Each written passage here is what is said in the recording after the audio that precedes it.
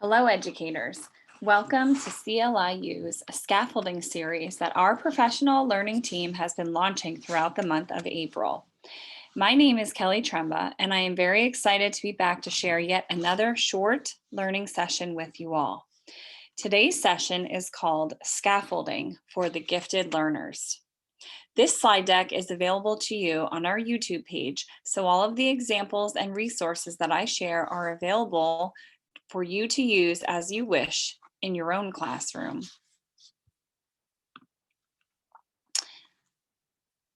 Hopefully you've been able to engage in the sessions prior to this session and have been building upon your scaffolding knowledge base. Today, we will be exploring how educators can support gifted learners by putting some simple scaffolds into place in order to better assist them towards their goals. Teachers of all grade levels are welcome. As the experts of your particular grade level, I invite you to think about what these strategies would look like in the grade level you teach and in your own learning space. I always start any session with a community building activity that allows me to connect with my participants. So I'm going to start by modeling what I would do if we were together here today, live and not recording. So the first question I have is, who is here? I would absolutely want to know, am I presenting to a audience of regular education teachers, gifted education teachers, administrators? And another question I would absolutely want to know is, what do you know about gifted education or gifted students? At this time, I would allow all of you to share your experiences, share what you know about gifted education, about gifted students, and also make some connections as to what that looks like in your role, whether it be regular education teacher, gifted education teacher, or administrator. Typically, when I ask this question, what do you know about gifted education or gifted students? I get words like this, a word cloud like this, words like challenge, enrichment, differentiate, Webb's DOK, creative, abstract thinkers, higher level thinking, outside the box, go beyond, may think differently, inquisitive. And certainly all of these words are words that have to do with gifted education and would describe many gifted students. So before we get started, I just want to make sure that I kind of lay this foundation and get us all on the same page. And I found this really impactful read, this really impactful article that I'd like to share with all of you. So I'm going to put it on the screen, and I'm going to leave it on the screen for a little bit of time so you have time to read it. And you can certainly pause the video if I go too quickly. I'm not going to read it to you. I'm just going to give some time for silence. But the title of this article is What It's Like to Be a Gifted Student in a Rigid Classroom. So I'm going to scroll down to about there and give you about 45 seconds or so, and then I will scroll down once again.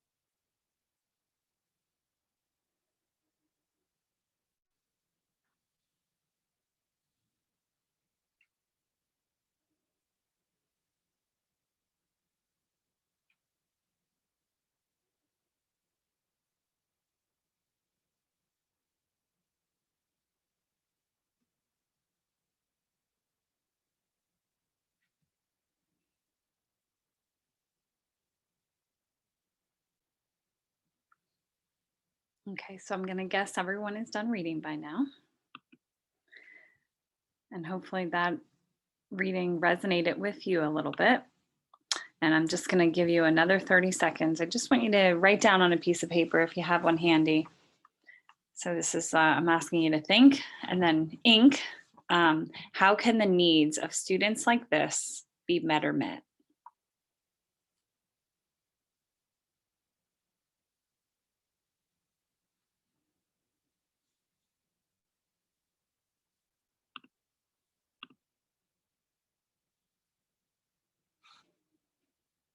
The hope is that throughout this session, you'll be able to add on to this list of strategies that you just brainstormed that would reflect how we can help and how we can better meet the needs of students, such as the one we just read about. Before we move on, however, I do want to ask this question. Look at your list and figure out how many of these strategies that you listed are simply good teaching strategies, because my guess is that many of the strategies that you wrote down have to do with differentiation, have to do with pre-assessing, have to do with challenging and enriching and meeting the needs of this particular child, so that he is not sitting bored in his class and dreaming of Greek. So again, as we're moving on today, please take advantage of opportunities to write down any ideas that you hear or that you like, that you think you can adopt in your own classroom. So before we get started, what I'd like to do is I just want to really lay some foundational information here. What are some characteristics of a gifted student? So I have a little quiz for you to see what you know. Gifted students excel in all academic areas. Is that true or is that false? The answer is false. Gifted students don't excel in all academic areas all the time. Sometimes they're really uh,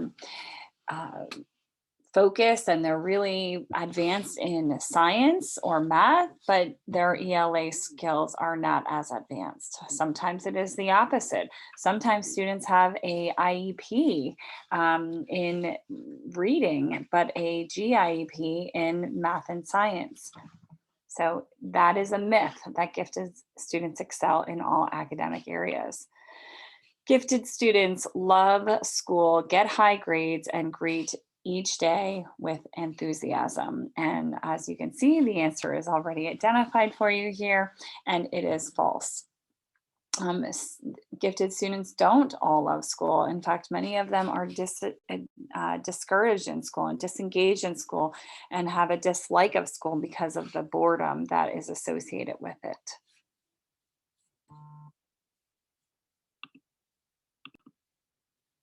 Next, can you recognize the difference between a gifted student and a high achieving student?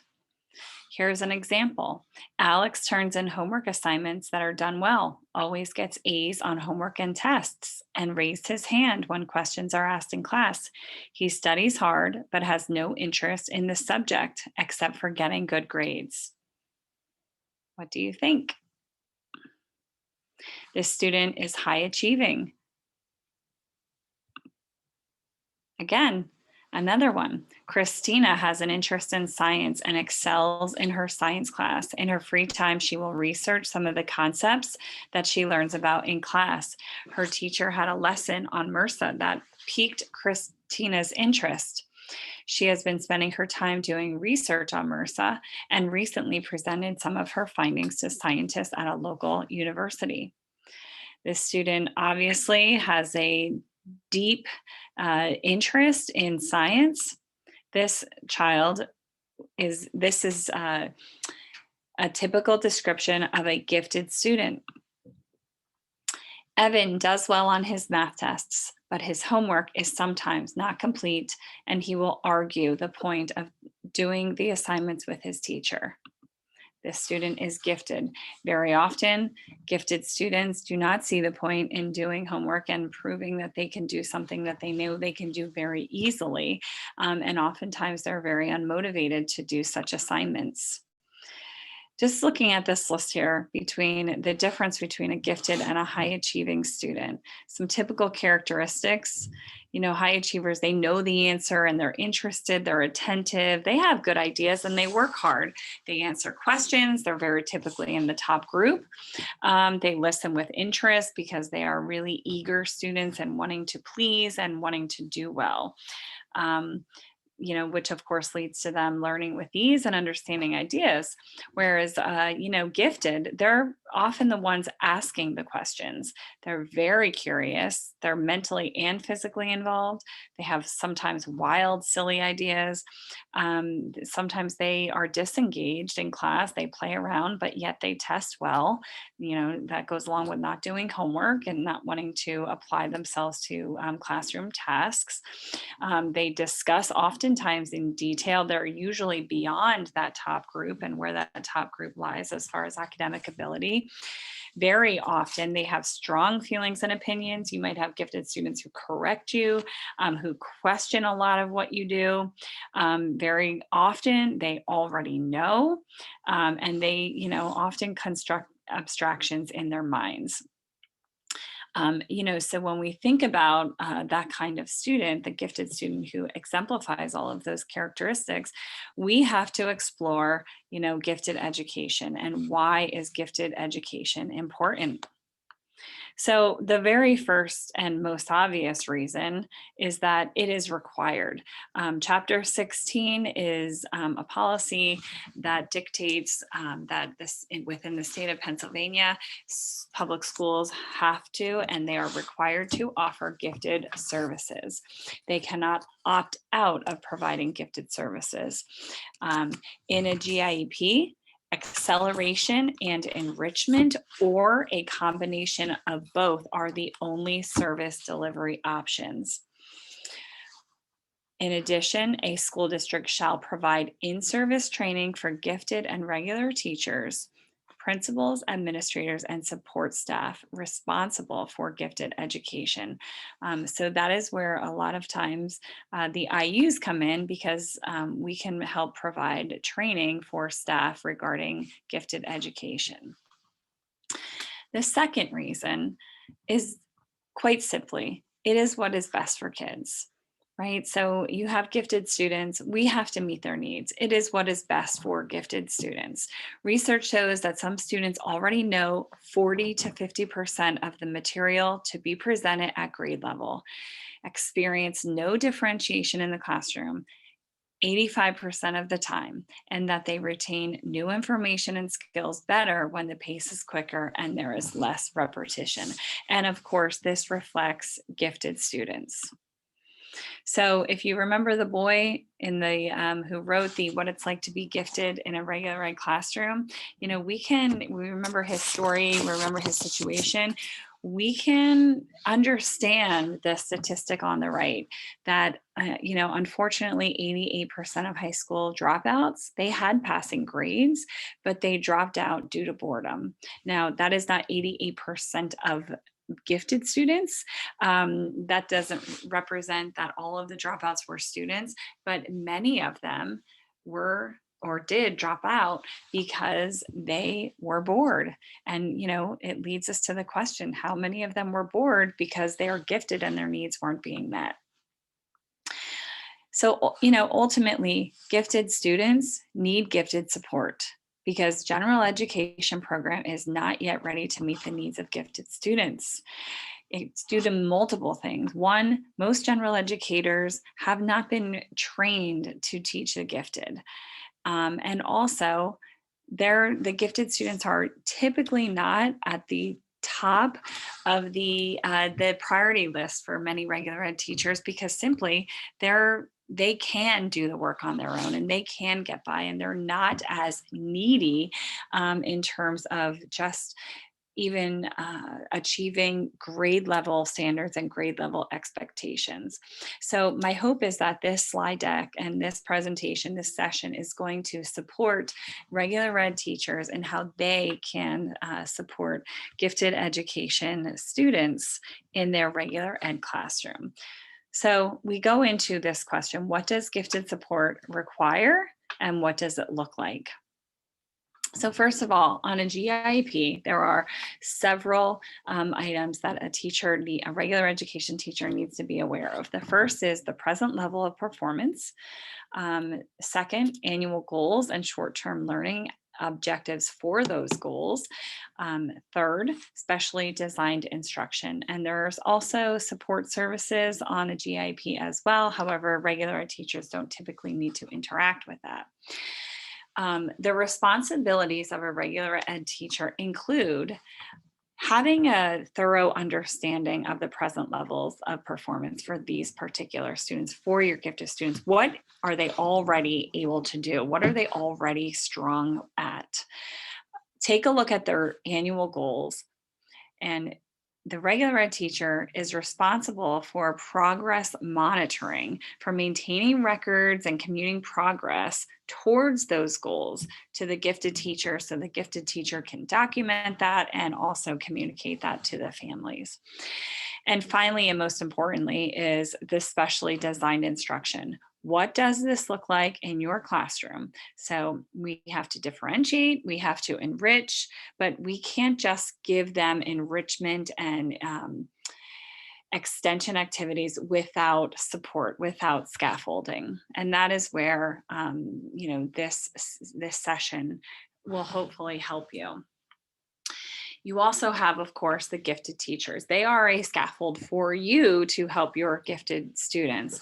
We would hope that the gifted teachers are collaborating with the regular ed teachers. They're the ones collecting the documentation and analyzing data. They're taking care of the GIP meetings. And sometimes they're pulling students out and directly instructing them. But, ultimately their goal is to support the enrichment and acceleration of identified students and supporting.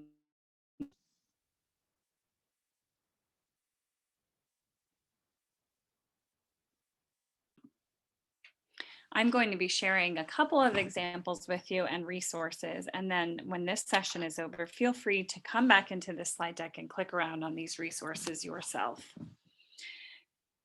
Before sharing some of these resources, I just want to remind everybody that when we are differentiating for gifted learners, it does not mean that we are giving them more. So differentiation is not more entiation. And so often that is what we do. We give our gifted students more work instead of more advanced work. So the question that I encourage every teacher in every school to ask themselves on a daily basis is, how will we serve the students who already know what I'm covering today? When you're planning lessons, think about those gifted students. Think about meeting the needs of your students who already know what you are going to be working on today. Push your students towards critical thinking, not just your gifted students, but every student. So often we give children answers to remember rather than problems to solve. Many times we ask kids so many questions that they don't ask themselves. In that reading earlier, the student said, "You asked me so many questions, I didn't get to even answer them because you answered them for me." We need to encourage students to think for themselves so that they are truly, guiding their own learning. I encourage you to push your students towards a deeper depth of knowledge. So we, all know Webb's depth of knowledge, DOK1, DOK2, DOK3. We want to push them through strategic thinking, planning, complex reasoning, and extended thinking, synthesizing information and interpreting. Hopefully we see words like this in our lesson plans. Develop, appraise, critique, hypothesize, draw conclusions, investigate, compare, so that our students are able to analyze, apply concepts, synthesize, connect, design, create. I would encourage you to keep these verbs close to you and in a really convenient position, so that when you're lesson planning, you remember, it's a little cue to push you and reminder to push your students so that they too get the opportunity to do some critical thinking. So where to start? I'm going to share with you, as I said, a bunch of examples. And one thing, and this is a concept out of this gift down, or this book down here in the left-hand corner, Teaching Gifted Kids in Today's Classroom. And again, that is linked in this slide deck. But a really great strategy when you're lesson planning is to think about what is the standard, what are some entry level activities, what are some advanced activities for this concept or this standard, and then what are even more challenging activities. Just brainstorming that will, enable and support your lesson planning as you go. When we're dealing with gifted students, we always want to pre-assess to identify their present levels of educational performance in that particular concept or standard. We want to keep in mind effective instructional strategies to challenge gifted learners, finding out what they know, what they understand, and what they can do. We want to provide them opportunities to do the most difficult first and then work their way backwards if necessary. We want to compact curriculums when we can, provide extension activities such as independent book studies, passion projects, independent studies of concepts. We want to intentionally group them together at times so they are not always the lead, that they are able to have content based discussions with others who are also interested in the same topics and who are critical and strategic thinkers. We want to, again, focus on the depth of knowledge levels 3 and 4. We want to provide opportunities for them to investigate careers, to embrace their creativity, do some critical thinking, demonstrate their leadership. We want to give them opportunities to problem solve by giving them project based learning and inquiry learning and problem based learning. Also, we want to give them choice so that they're able to pursue their passions and pursue projects that represent their interests. I know these screenshots are very, very small.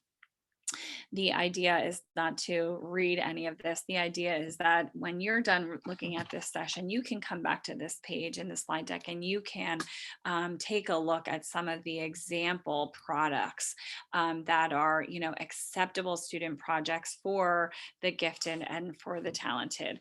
I have actually used some of these in the following slides, but again, feel free to come back and take a look at some of these slides. You'll notice that many of them are performance opportunities, or I'm sorry, performance assessments that provide the opportunity for students to demonstrate their knowledge at a more advanced level. Always remember, and Kathy Schick had a slide that looked very similar to this in the very first scaffolding session for our month of April, that scaffolding is supposed to provide students with support to do things that they can't do. Remember, gifted students need support too.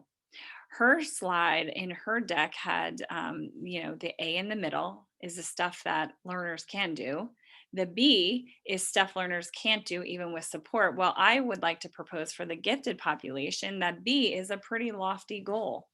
And the ZPD, the zone of proximal development, this is the stuff that learners can do with support. We are the support. We need to provide them with that support. So, how can you help them get there? What are some of these steps or these scaffolds that we can put into place to help our gifted students reach maximum potential? So I present you with a guide that looks like this, a graphic organizer that helps you identify what is this student's present level of performance and how far can I push this student? What is the lofty goal at the end? And then in the middle, this is where you come in. How can I support this student? What scaffolds can I put into place? So just to give you a couple of examples and really to just kind of make this for those of you who are visual learners, this is our starting place. Of course, this is where we want to be at the end of the top of the mountain. And these are some of the stepping stones and the ladders that are going to help us get there. So in this instance, This is a math example where we are encouraging our students to, they're ready to learn about polynomials, but we want to push them to the point of multiplying polynomials. We think that they might be, beyond naming, simplifying polynomials, right? So we want to push them to multiplying.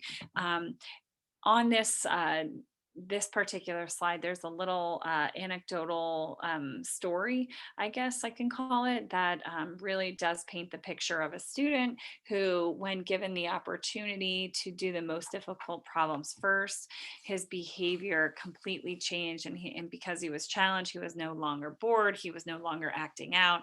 If you have time and interest in taking a look at that story, please feel free to come back and visit this slide. So over here, I have on the left-hand side, this is something that I would, this would be an activity or a strategy that provides scaffolds with the giving the most difficult problem first strategy. So if you would just let your attention draw over here to the paper on the far left, I would encourage my students that to try the last one. And if they can do number 12, I'd like them to move on right over here to a whole worksheet on multiplying polynomials. If they're having trouble with number 12, I'm going to encourage them to go back and try number 8 and then move their way, 9, 10, 11, 12. If they're having trouble and they can't even do 8, I would encourage them then to go here and try this basic polynomials operations. And then likewise, if I have them do, if there's, they struggled with 12, they struggled with 8, I'd ask them to go back to number 4. And if they can't do number 4, then obviously they can either start from the very beginning of this worksheet, or they can move on to an entire worksheet on polynomials or problem solving. So that was a secondary math example. This is a math concept example, obviously reflecting the elementary years. Give you the example of money. So what is the student's present level of performance? They are beyond introduction to money. They're ready to give. They're ready to give and count money and give change. And how far do I want to push this student? Well, I want them to go into like the history of bartering and the history of money. I want to push them even further to foreign currency and conversion to US dollars. But what are some things that I can do to put into place? And, these are just regular things that you would do for any student to help them organize their thoughts, to not be overwhelmed by the resources that they might find. So we might again provide most difficult first opportunities for giving change and counting money. We are going to provide for them a list of digital resources, because digital resources can be quite overwhelming if you just Google money or bartering or foreign currency. So if we narrow that down for them, that will be most helpful.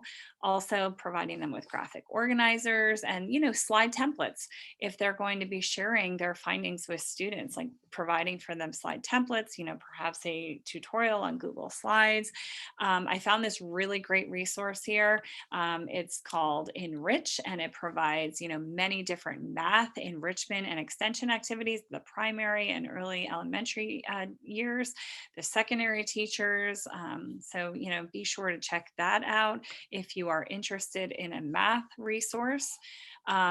If you are a science teacher here, I'd encourage you to, check out this resource that I'm sharing. So again, what is the student's present level of performance? This student is ready to learn about inventions and how they evolve from a societal need. So we're not just learning about inventions, but in learning, their impact on society and how they came to be. So we're going to push this student to research the societal problem and need, look for some possible solutions, and explore invention prototypes, test a prototype, create and share. But obviously, if we just put that assignment down in front of any student, he or she would be very overwhelmed. So we want to make sure that we're providing discussion opportunities for them. There's frequent teacher-student conferencing. There's some student-to-student conferencing during this time period. They're going to need some instruction on the scientific instruction or the scientific process, and also a rubric or a template for the final product would be helpful for them.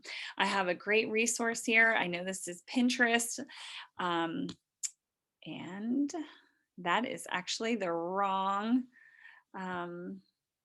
the wrong link.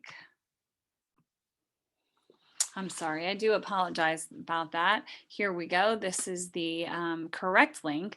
And there are all kinds of enrichment activities and extension activities, building activities for all kinds of things for science and STEM. So I encourage you to click on the link on this slide and check out any of those science extension activities.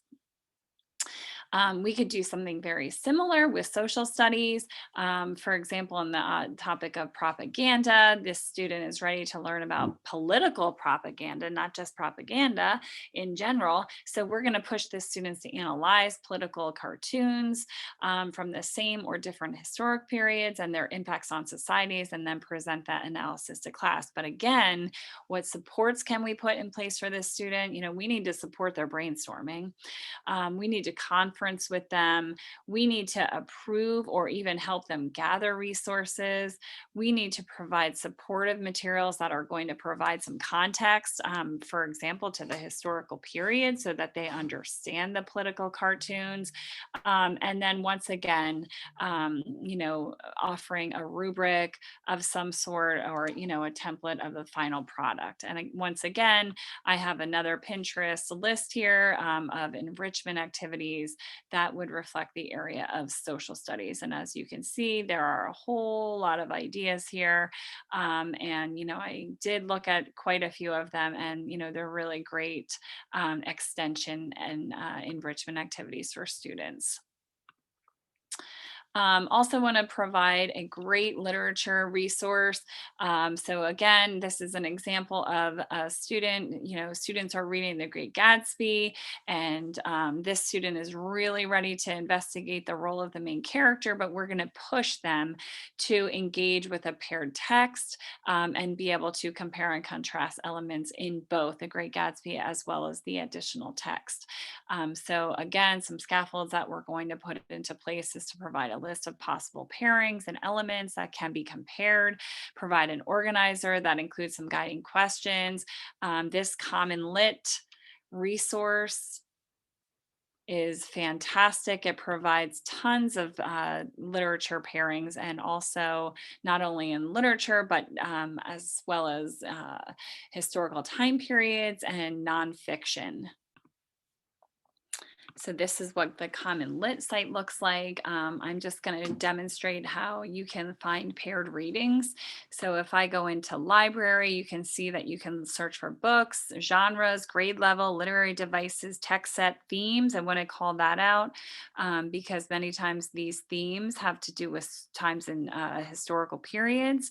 But if I go back to the book and I go to The Great Gatsby, and I'm looking here at The Great Gatsby. If I click on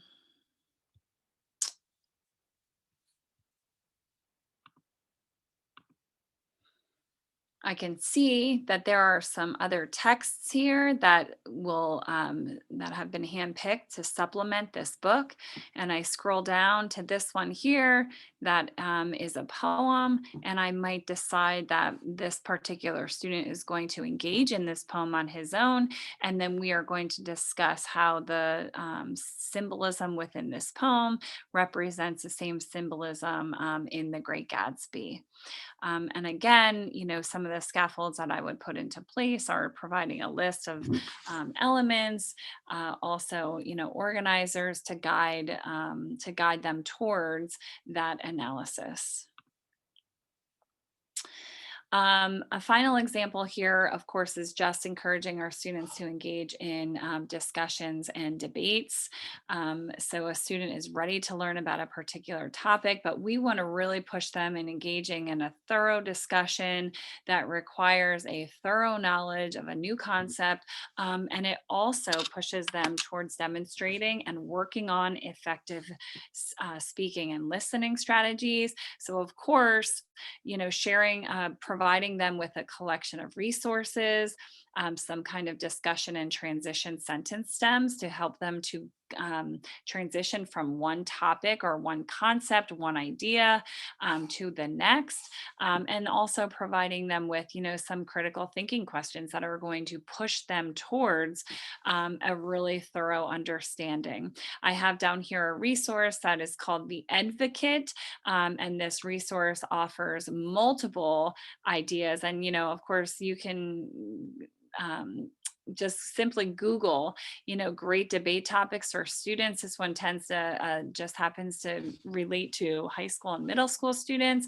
But on this particular slide, in the slide notes, I do have I have provided an elementary or a list that would also represent elementary age groups. Debates are typically more of a, upper elementary, middle school, high school type of activity to engage with students. So, many times the topics for elementary students are not as involved, but feel free to check out that resource as well. When we are pushing our students towards discussing, it is helpful to offer critical thinking question stems. This in itself is a scaffold. This is a great website that provides 28 critical thinking stems for any content area. I encourage you to use that as a scaffold.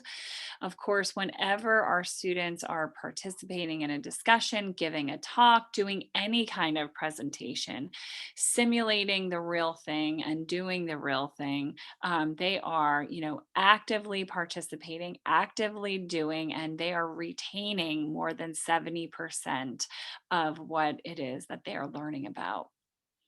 Common scaffolds for that support gifted learners. Of course, I just, mentioned many of them, but don't underestimate the power and worthwhileness of one-on-one conferencing. Doing some long-term planning with them, making a timeline or a to-do list, long-term, short-term planning and to-do lists.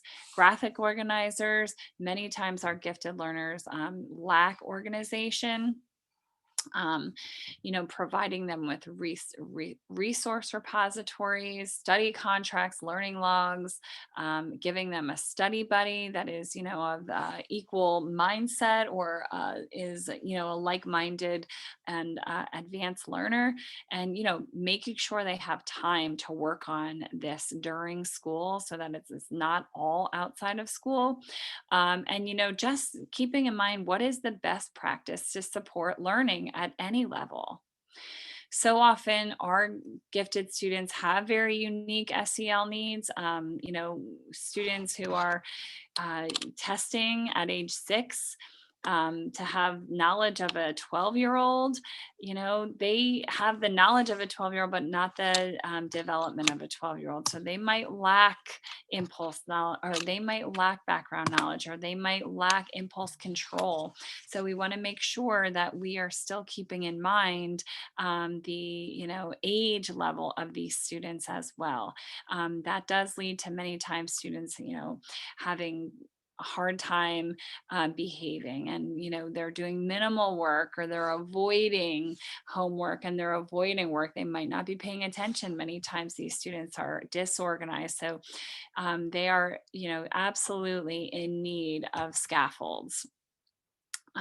Many times they're disengaged. They don't see the purpose for what they're learning. They don't feel like they fit in or belong. They don't think their goals are attainable. They're fearful of getting more work, so they don't want to demonstrate their true level of uh, knowledge and the as far as they can go to reach an advanced level of learning. Let's keep in mind the social and emotional needs of gifted students. If you're interested in learning more about that, there is a video linked on this slide.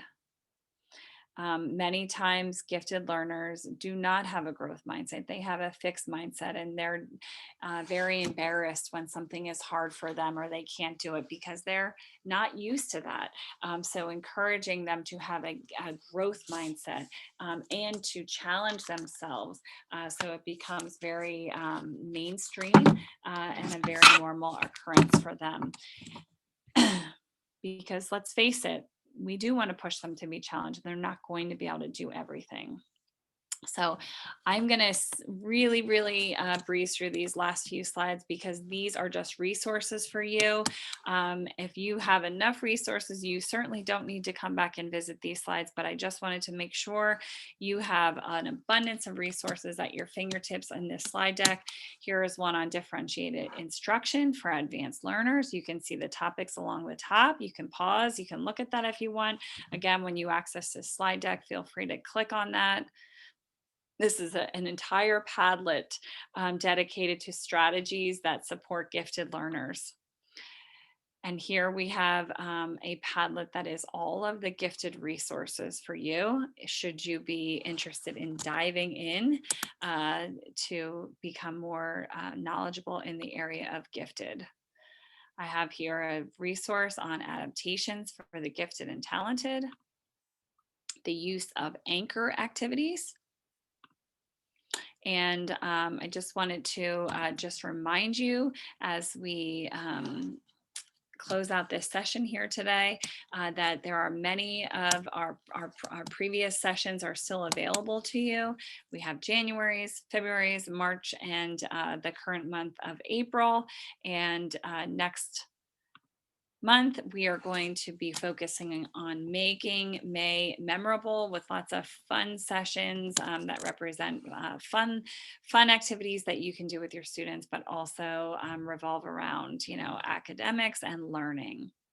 So thank you all very much for joining with me today. I hope you learned some scaffolds for supporting your gifted learners in the classroom.